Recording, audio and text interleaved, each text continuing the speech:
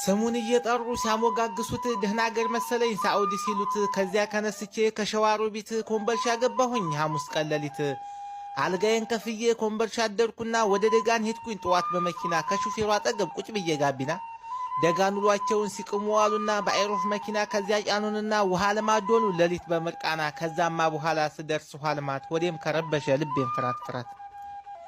በሃይሱዚ ጭነው ወሰዱን በረሃ የምንበላው የለም የምንጠጣው ውሃ ተጠምተን ልንሞት ሲሆን አፋር ክልል ወስደው ትንሽ አጠጡን አንድ ሃይላንድ ውሃ 50 ብር ገዝተን። የአፋር ክልል አቅራጡ ሁሉም ውድ ነው አንድ ሃይላንድ ውሃ 50 ብር ነው ጭራሽ አይጠጣም ጨውጨው ነው የሚለው። ከዚያ በኋላማ ሌት ቀን ተጉዘን በ15ኛው ቀን ሀዩ ላይ ገባን።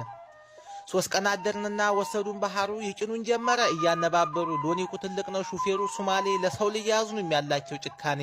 በዱላ ሲማታ እያለ ፈሪሶ አየኛ ነገር በራስ ገንዘብ ለቅሶ።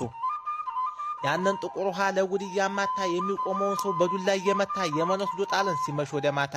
የመን ወረድኩና ሃይማ አገኘሁት ከፊቱ ቆምኩና እንዴት ነህ አልኩት።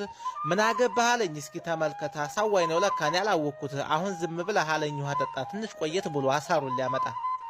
ውሃ ጠጣሁና እንደመጣሁኝ ሃይማ ገባ ብዬ ትንሽ ቁጭ አልኩኝ። ደላላው መጣና ለከዛ ወጡ ከሱ ጋር ከነሱን እዚህ ከቀመጡ ብር የሚያስገባውን በሉ ቁጥር አምጡ።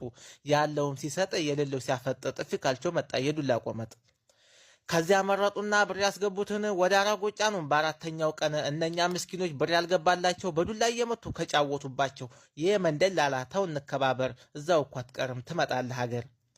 ታራጎም ወሰዱን በወንዙ ዳርዳር ሐውሉ ተባለ ደሞ የድንበር። በጣም ያሳዝናል አየኛ ነገር ያለ ሐወሉትን የድንበር መቁረጫ ይመቷቸው ጀመር በዱላ በርግጫ። ጃሂዝ መረጡና ከሴትም ከወንድ ሄድን ወደ ድንበር ቀጠልን መንገድ። ሸብክ እንደቆረጥን ሲነጋ ጠዋት ለጉድ ተተኮሰ የጥይት ማዕት። 5 ሰው ሞተ ከወንድም ከሴት። እኛ የተረፍነው ፊፋ ላይ ገባን ተፍትሻለ ብለው በቻስ ላይ ጫኑን። እንደ ነጮቹ በከላይ ሰቀሉን አመጡና ሸራ ሽፍን አረጉን። በትልቁ ሸራ ሽፍን ሲያረጉን እኛ